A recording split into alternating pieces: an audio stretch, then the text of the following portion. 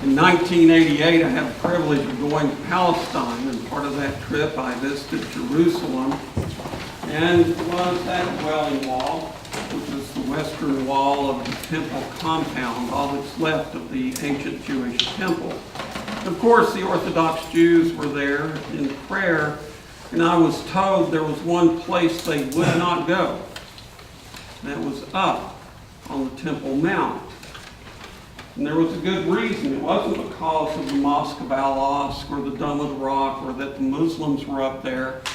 It was because they did not know the location of the Holy of Holies. And they believed that if they wandered into that sacred space, they would drop dead. Because you cannot live and be in the naked presence of God. A dangerous place indeed. For years I've wondered about passion stories, and for years we priests and religious types have really obfuscated them with things like Good Friday services, the 7 words from the cross. So we think, oh wow, it's like just one big story. But it's not. Each gospel has a unique way of telling this story. And each gospel has a unique meaning as well. And as I meditated on Matthew's gospel account, that idea about the Holy of Holies being a deadly place came back.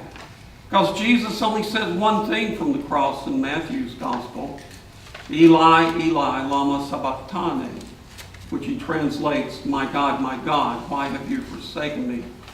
A cry of dereliction, a cry of absolute defeat and rejection. What's the answer? Jesus asked the question.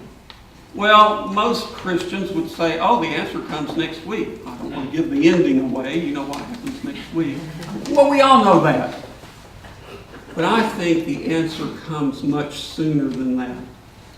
Jesus breathes his last, and the temple and the curtain, separating the Holy of Holies from the hoi polloi, all the people splits from the top to the bottom. No more do we need to be afraid of standing in that naked presence of God. The child of humanity is seen at the right hand of power. That child is you, and that child is me. That's what Matthew's getting at. All of life is encapsulated in this story. Jesus has great joy riding in triumph into Jerusalem. He experiences great pain, not just physical pain, but emotional pain from a dear friend denying him and a dear loved one betraying him in this story. It's all there, and it all comes together on the cross. But it does not have wholeness and complete meaning until he dies. My God, why have you forsaken me?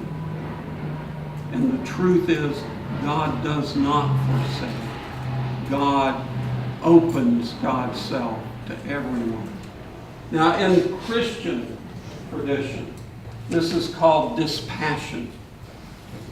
And in the Sufi tradition, it's called die before you die.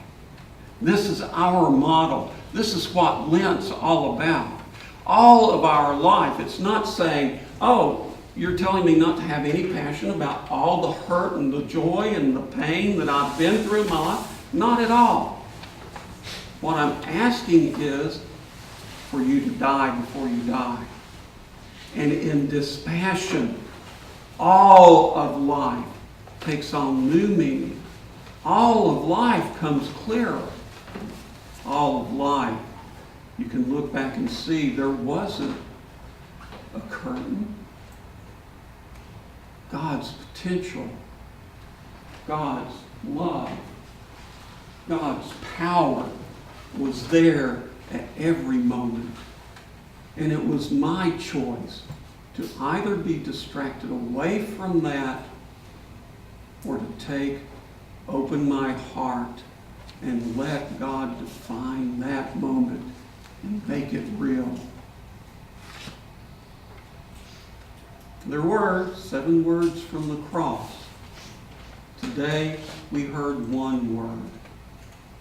My God, why have you forsaken me? And we heard and saw the answer, the naked presence of God, the power, the potential, the creativity of God is here, is open, is available. Will you accept it?